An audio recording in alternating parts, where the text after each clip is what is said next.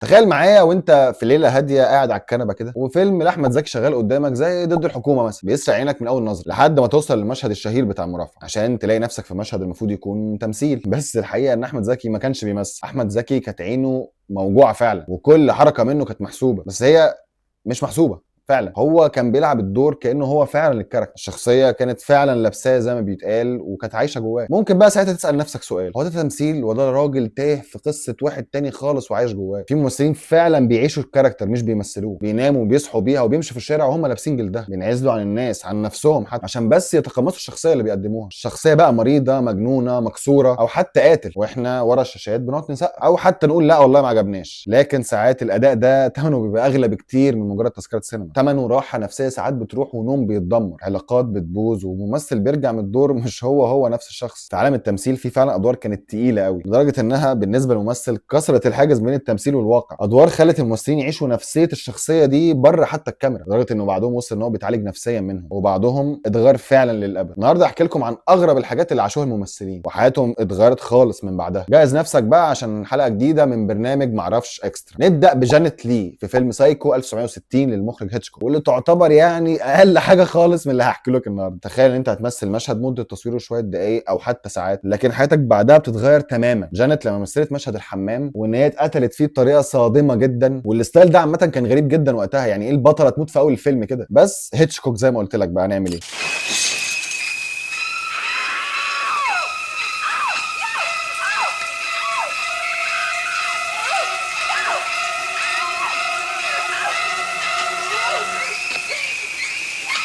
بعد الفيلم ده حصل لها فوبيا من ان هي تستحمى قدامها ستاره، وفضلت طول حياتها بعد كده بتخاف جدا من الحمام وبتخاف جدا من ستاره الحمام، وكانت عشان تاخد دش لازم تفتح الباب للاخر وتتاكد ان هي شايفه كل حاجه قدامها مفيش اي حاجه مستخبيه عنها. ممكن لما تشوف الفيلم دلوقتي تشوف انه فيلم يعني مشهد عادي يعني مفيش حاجه، لكن هي عاشت تروما لحد اخر يوم في عمرها. نروح بعد كده لجيمي فوكس فيلم راي 2004. I've been meaning to talk to you about that. Then why'd you talking? Look, Ray, let's not do nothing stupid. I might be blind, but I ain't stupid. Q, get my back from upstairs. جيمي فوكس قرر ان هو هيخش جدا في شخصيه راي تشارلز الكفيف، لدرجه ان هو كان بيقفل عينه 14 ساعه في اليوم عشان يحس بالعمى زي ما هو كان بيقول، وكمان يبقى جوه اكتر الشخصيه عشان بقى النتيجه تبقى ايه؟ جسمه وعقله ما استحملوش اللي هو عمله في نفسه، جاله نوبات خوف وهلع استمروا اسبوعين وقت التصوير. تخيل ان انت بمجرد ما خليت نفسك تفقد رؤيتك لمده كام ساعه خلى دماغك تخش في حاله من حالات عدم الاتزان التام، فما بالك بشخص فعلا كفيف وعايش حياته طول الوقت كده. الدور فعلا كان عبقري وفعلا اداؤه كان مبهر جدا، لدرجه ان اغلب اللي شافوا الفيلم قالوا ان هم كانوا شايفين قدامهم فعلا راي تشارلز، بس الثمن كان غالي جدا ومؤلم جدا. اما بقى كيت وينسلت في فيلم ذا ريدر سنه 2008 جسدت دور ست متهمه بجرائم حرب نازيه، يعني زي ما الدور في الفيلم كان مكتوب. To each serve a total sentence in prison 4 years and 3 months.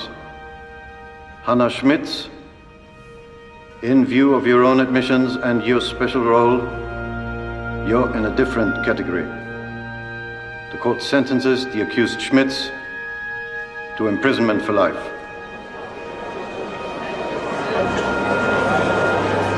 قالت ان هي ما قدرتش ترجع تاني لنفسها بسهوله، وان هي عانت كتير جدا لان الدور دخل جوه دماغها، لدرجه ان بعد شهور من الفيلم حصل لها اضطرابات كبيره قوي في نومها وجالها اكتئاب بعد كده. والجميل ان هي قالت فعلا انا محتاجه وقت عشان اسيب الشخصيه دي ورايا. ده بيبين لك ان قد ايه في ادوار هي مش مجرد شغلانه، هو موضوع لا اكبر بكتير من كده، لدرجه ان الشخصيات دي ممكن تتعلق مع ممثل زي الظل في حياته بعد كده. ويمكن ده اللي فعلا كنا بنشوفه مع النجم الكبير احمد زكي.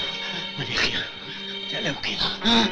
مليخيا تعالوا كده. انت بتكلم مين؟ المخ. بتكلم مين؟ بتكلم مين؟ المخ. لا الصديق خيانة يا ممرض. ومقام سيدي الكتانوني لا ألعب بالبيضة والحجر. هتدجل ومين ما بيدجلش؟ بس الدجل الزباخي له ناس. الدجل هو اللعب الذكي بآمال ورغبات الناس، بس ليه اصول انت ما تعرفهاش. اللي عرفني بأسس الميتافيزيقيا وقواعد المنطق الرياضي وأساليب البحث عن الحقيقة قادر يعرفني بأساليب الدجل وفن الشعوذة. سيد الرئيس، أنا ومع المستقبل كله نلوذ بكم ونلجأ إليكم فآغثونا أغيثونا. اللي كان طول الوقت عايش مع الشخصيات، يخرج من واحده عشان يخش في الثانيه عشان يخرج الكاركتر اللي هو بيرسمه في الفيلم. احمد زكي كان من اكتر الممثلين في مصر الشخصيات كانت بتاثر فيه فعلا، ده يمكن في تقديرنا ما كانش في العالم كله، لدرجه ان هو كان زبون دايم عند الدكاتره النفسيين عشان يخرج من الشخصيات دي. وكان بيقول على الطبيب النفسي وتعبير حلو جدا ان هو كان صديق بالاجر. احكي لكم كام مثال بسرعه قبل ما نروح شخصيات بعد كده. زكي الله يرحمه قبل تصوير زوجة رجل مهم كان عنده تعب شديد جدا في معدته، كان حاسس ان القولون تعب ولف على دكاتره كتير جدا عشان يلاقي علاج، لحد ما راح لدكتور وساله عن الدور اللي بيمثله. لما حكى له بقى قصه الضابط هشام اللي بيمثل دوره، والدكتور قال له والله ده مش قولونك انت، ده قولون الضابط هشام. الشخصيات كانت فعلا بتسكن جواه وبتعيش جواه. نفس الكلام ده اتقال في فيلم حليم على فكره، كان بيتقال ان تقاريره وحالته الصحيه كانت بتتحرك وبتتغير عكس مرضه تماما، كانت بتتحرك تبقى شبه مرض عبد الحليم. ازاي انا ما اعرفش. وطبعا بقى الادوار الكتيره الثانيه اللي كانت بتخليه يتعامل مع الناس على انه السادات، مره انه جمال عبد الناصر، حاجات كتير اللي هو اتكلم عنها مش هنخلص، بس بقى انزل شوف الحلقه بتاعت احمد زكي تحت هسيبها لك في الديسكربشن. نروح بقى الفيلم ذا دورز وفال كيلمر سنه 91.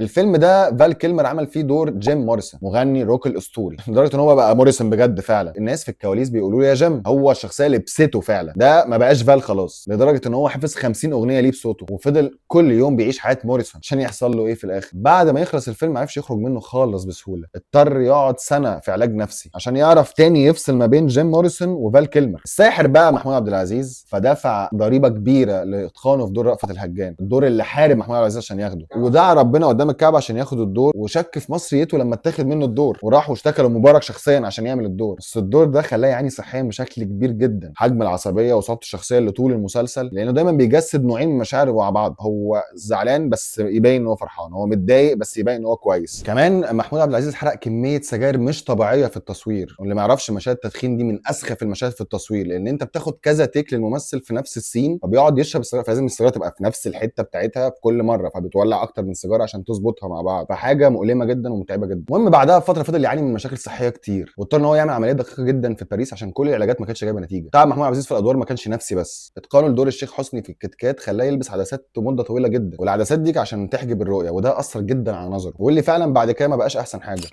كنت مين في ده يابا؟ يابا انت ليه مش عايز تصدق انك اعمى؟ يابا انت راجل اعمى. انا اعمى يا غبي؟ ده انا اشوف احسن منك في النور وفي الضلمه كمان.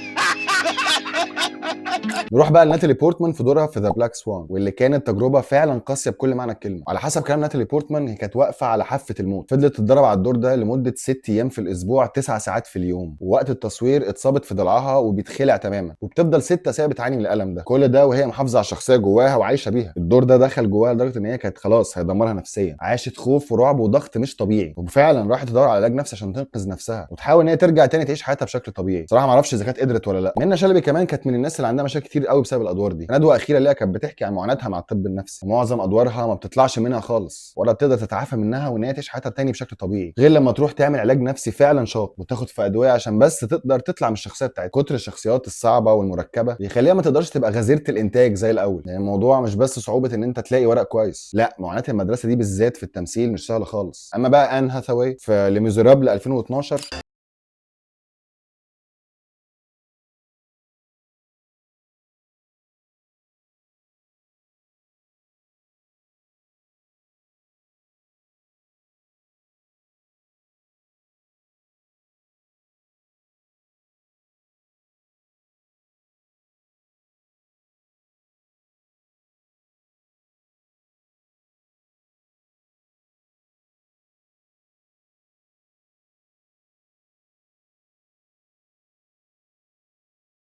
وجوع بشكل حقيقي ما كانش طبيعي، وادائها كان فعلا ممتاز، بس ده اكيد ما كانش سهل لانها عشان توصل للحاله دي وشكل الجسم ده عملت دايت مش طبيعي، فضلت بتاكل خس وشوفان بس، نتيجه ان هي بقت اجهدت جدا جدا جسديا. التغذيه لما بتقل الجسم بيضعف والنفسيه كمان بتضعف، ربنا يصرف عننا كلنا شر الجوع. وقالت ان هي كانت قريبه جدا جدا من الانهيار، صحتها ونفسيتها بقوا في الارض تماما، وبعد الفيلم رجعت تاني لوزنها الطبيعي، لكن اعترفت ان الدور ده ساب فيها يعني ضربه نفسيه جامده قوي. كريستيان بيل بقى الناحيه التانيه الدنيا كان ليه تصريح غريب جدا لما قال انا ما بحبش السينما كفايه عشان اشتغل مخرج، انا مش بفهم في السينما بس انا بحب الناس وبحاول افهمهم اكتر. تصريح يبان متناقض جدا مع تجسيده للادوار. 2005 بتاعته ذا ميكانيست، لو ما شفتوش فهو كان عامل دور واحد نحيف جدا وكان بيعاني كمان من الارق، وكان ناقص خلاص 4 شهور على التصوير. بيبدا ساعتها كريستيان بيل نظام غذائي مجنون، بياكل في اليوم كله نص علبه تونه وتفاحه. مش بس كده، كمان كان بيقلل ساعات نومه عشان يعيش اكتر جوه الشخصيه. مش بس خلاه هزيل، طبعا خلاه كمان عصبي جدا. فقد ساعتها من وزنه 28 كيلو ونص وفضل مكمل كمان، بس المخرج قال له انت خلاص بقى ما ينفعش اللي انت بتعمله ده. والغريب اكتر بقى كمان ان هو خلص الدور من هنا ودخل في تصوير باتمان عشان وزنه يزيد تاني 45 كيلو في 6 شهور بس. نروح بقى لحاله مجنونه اكتر شويه، حاله خواكين فينيكس في فيلم جوكر 2019.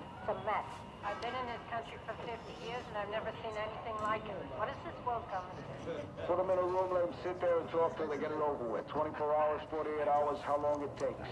The idea of the National Guard moving in and cleaning up is a good idea.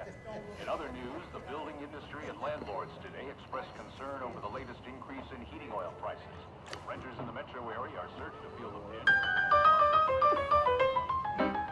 الجوكر بتاع فينيكس كان مختلف تماما. واكين راح لحته يعني الرجوع منها صعب قوي، كان مليان اصوات بتتكلم جواه وضحك هستيري بيقطع الصمت. فينيكس قال بنفسه انا كنت خلاص هتجنن. تفتكر كميه الضغط النفسي اللي كان عايشه كان عامل ازاي؟ كل يوم كان بيصحى ما عرفش هو خواكين فينيكس ولا هو ارثر جوكر ولا بقى حاجه ثالثه اصلا ميكس ما بينهم هما الاثنين. بيتكلم مع نفسه بيحاول يفهم ليه الشخصيه بتضحك وهي بتنهار وبتحب بس بتكسر كل اللي بيحبه، عشان يقدر يخليك تصدق ان ارثر فليك ممكن يكون موجود في الحقيقه ان هو على قد ما ابدع في الدور لكن بالتالي كان فاضل له سنتي ويروح في داهيه. واللي فعلا اتجنن كان خالد الصاوي. خالد الصاوي كان بيقول ان هو كان بيسخر جدا من مدرسه التشخيص وكان بيشوف ان مدرسه نور الشريف هي الاليق ان هو يذاكر بالورقه والقلم، بس هو كان متعود ان هو لما يعمل دور ظابط يقعد مع ظابط ويقعد يراقب فيه ويسمع حكاوي ويقرا في كتب عن الشخصيات دايما اللي شبه اللي بيلعبه. بس بقى لما جاله الفيل الازرق وما كانش قرا الروايه بدا رحله بيقول ان هي الاصعب، لانه فضل يقرا عن علم النفس الاجرامي وموضوع الجن والعفاريت، بيتفرج على فيديوهات خروج الجن والملبوسين وكمان بينزل يحضر جلسات زي دي. بيشوف حاجات ارهقته جدا، فضل اسابيع في كوابيس ورا بعض ما كانش عارف ان الشخصيه لبسته، غير لما خلص الفيلم بقى لما لقى مراته اغمى عليها من كتر منظره وهو متقمص الشخصيه، وعرف ساعتها ان التقمص هو اللي هيجي لك حتى لو انت مش عايز تروح له. نروح بعد كده للمحطه الاخيره، اكتر محطه فيها وجع فعلا واكتر واحده سابت علامه ما بتتمسحش، هيث ليدجر في ذا دارك نايت. واكيد كلكم كنتوا مستنيينها. ده مش بقى مثل، ده قفل على نفسه وكتب مذكرات للشخصيه، بيجرب الضحك قدام المرايه. ساعتها شاف عين مش عينه وملامح مش ملامحه، وبدا من ساعتها الانهيار بهدوء. واحده واحده الحمل بيزيد زي خيوط العنكبوت بالظبط. قعدت تلف حواليه لحد ما وصلت للرقبه، ما كانش حتى بيعرف ينام ساعتين في الليله. بدا ياخد مهدئات ومنومات عشان بس دماغه تسكت شويه. في التصوير قال انا كنت بحاول اخلق شخصيه سايكوباتيه مختله مش شايله هم اي حاجه، وده حقيقي كان مرعب. حبال العنكبوت فضلت تكتف فيه لحد ما وصلت لراسه وخنقته تماما، لحد ما في يوم للاسف اخذ جرعه زايده عشان يموت هيث ليدجر والجوكر يسحبه من غير ما يرجعه تاني. التمثيل اللي بجد الحقيقي مش حاجه سهله، وحقيقي مجهود وتعب وسهر وتقمص للدور. الممثل الشاطر فعلا هو اللي بيعيش تفاصيل الشخصيه عشان يفضل الدور ده عايش. التمثيل مش بس مهنه انك بتتصور وتلم فلوس وتعمل اعلانات، هو في كده طبعا كتير، لكن في ناس كمان حابه الشغل وبتشتغل بجد فعلا، بتتعب عشان مقدراك كمشاهد. مش الناس دي مش عايزه تشتغلك ولا تكذب عليك، هي بتاخد فلوس بس قصاد تعب حقيقي فعلا. بس السؤال احنا بقى بنحب دول ولا بنحب اللي بيشتغلنا؟ ويا ترى بنقدر اللي بيتعبوا بجد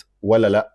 معرفش. قولوا لي في الكومنتس لو عايزين تعرفوا كمان حاجات اكتر عن الممثلين اجادوا في ادوارهم جدا وتعبتهم جدا. لو عايزين اجزاء تانية من الحلقه دي قولوا لي في الكومنتس. شكرا جدا على المشاهده، اعمل لايك شير سبسكرايب للشانل وباي باي.